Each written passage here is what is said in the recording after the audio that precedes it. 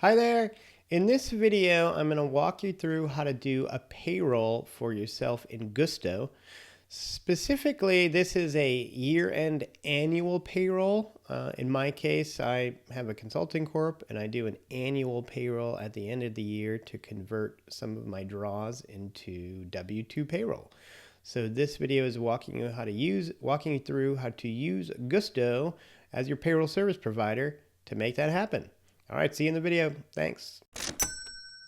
I'm Joe DeSanto, by the way. I'm an independent CFO and business consultant. I actually spent most of my career in Los Angeles building a few multi-million-dollar businesses, and I've since semi-retired, and now I help other businesses and individuals manage their money and plan better for their future.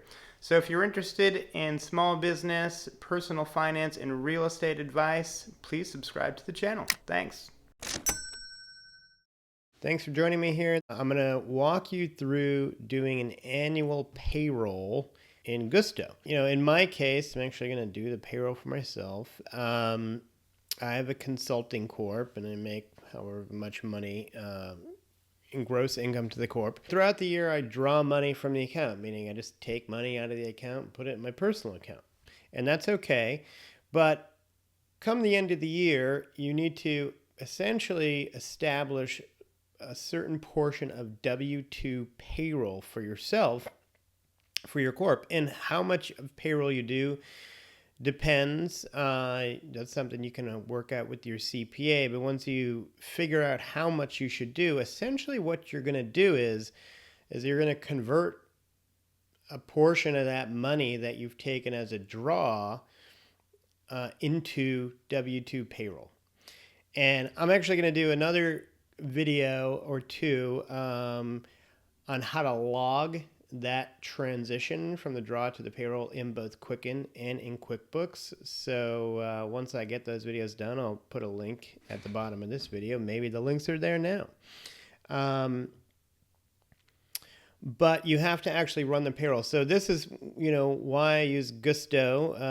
I only do, in my case, the payroll once per year. Some people do it once per quarter. Some people do once per month. I guess it depends. Some people like to get more taxes in, throughout the year. I kind of do it all in one fell swoop. I'm going to put my glasses on here. Sorry about the reflections.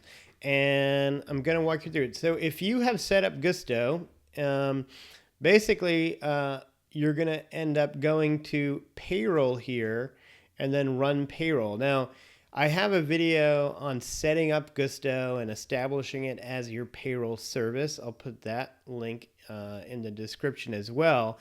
But in that video, I walk you through not only setting it up, but establishing yourself as an employee in your account.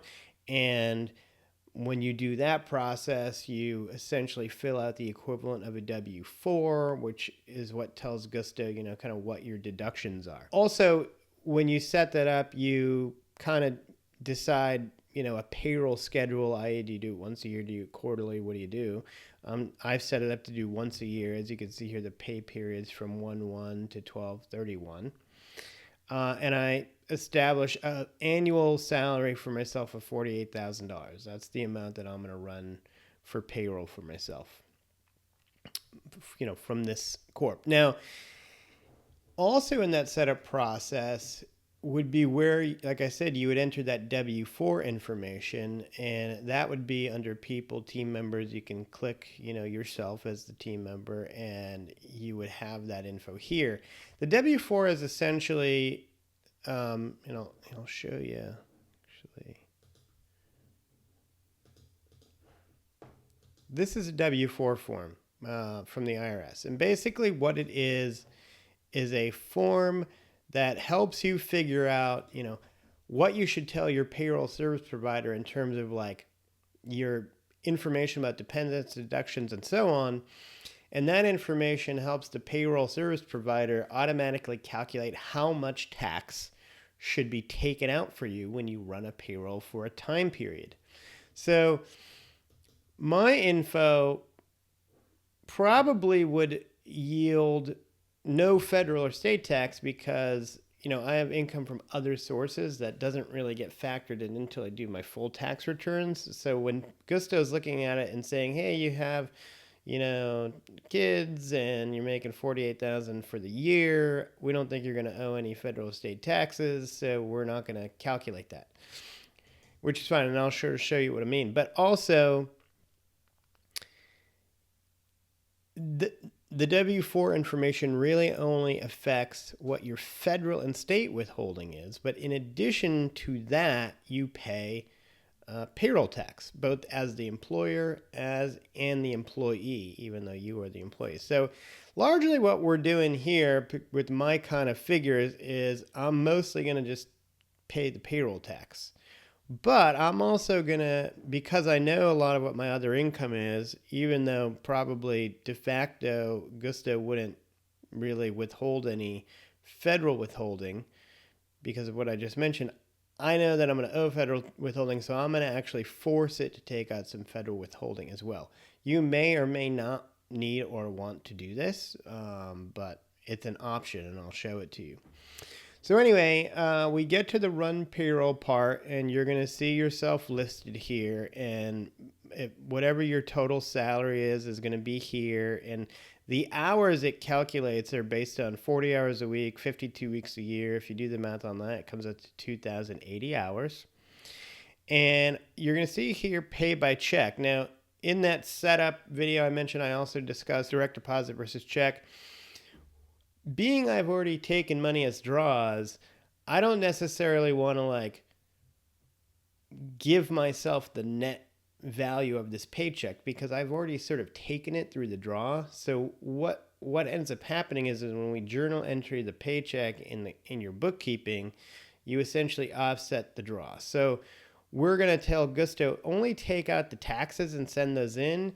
And while you think, yes, there is a net paycheck that I am owed, I'm going to tell Gusto I'm going to write a check for it, but I'm actually not going to write a check for it. I'm just going to journal entry the activity, in my case, in Quicken. So anyway, back to running payroll. Again, running for the year. It's really simple. It knows my gross pay. It's going to essentially run through a couple of questions. It's going to, hey, there's no time off policy. Well, we don't care. We're the only employee. We don't need a time off policy. And then it's going to calculate the payroll. Now, I'm going to actually go back and then show you the whole forced withholding thing. But this is what it basically broke down. Now, I was wrong. Actually, based on my W-4 information, it calculated that my annual pay at $48,000 with the information I had put in there, it should take out $30 for federal tax. So that's kind of funny. Not much. That's what the payroll has devised I would owe if this is all of my income. But in addition to that, it says, okay, well, based on $48,000 of income, the employee, me, is going to have to send in $29.76 of Social Security, $6.96 of Medicare, and that's it on the employee side. And then the company, the employer, which is my company, will have to send in some payroll taxes as well. So the total payroll tax is, is $73.93. Now, if you divide that by the total payroll, you're going to see it's about 15%. And basically, if you were not an S corp and you were a sole proprietor, you obviously probably know the term self-employment tax, and that rate is usually about 15 and change percent. Well, this is the equivalent of that. We are going to pay kind of the equivalent of self-employment tax, meaning the employee pay part, my company pays part. In total, we're paying about 15% in payroll taxes here. Okay, so I could just submit this payroll as is and it would be done and whatever. But as I mentioned earlier, I'm going to go back and change mine a little bit. I'm going to go force additional federal withholding. And the way I would do that is you click this button here and you go override withholding. Now, I'm in Florida, no state income tax, so you're only seeing federal taxes here. If I was in a state with state income tax, you'd also have state income taxes kind of showing up as part of this process. But I'm going to apply a one-time override of a fixed dollar amount, and I'm going to make it $8,000. That's what I want to send in, through this process right now. It says, hey, if you do this, you're on your own in terms of your taxes owed and what have you. You say, okay. I'm going to continue again. Skipping the time off thing because I don't have a time off policy because it's just me. And over here now, if I go to tax breakdown, you're going to see, look, my federal income tax is now $8,000. It's going to send that in for me on my behalf for my personal tax return. It's also going to basically send in, my Social Security, Medicare, and then it's going to send in the company tax. So the grand total amount it's going to withdraw is only $15,393. Excuse me. Now, if you go down here, it shows you a little more detail, and it will show here, and this is a good illustration. It's saying the gross pay to this employee is $48,000. Their employee taxes that they are responsible for, payroll taxes and federal taxes that they are responsible for, are $11,672. Now, reminder, I told it I wanted to send in $8,000 of federal, and then I have to pay the payroll. It's saying the net payment there for my paycheck is $36,328. Now, it's going to basically prompt me to write a check because I had chosen pay this employee with a check for this amount of money. And that would truly complete the payroll process. But I don't want to send more money from my business account to my personal account because, again, I've already taken money as draws.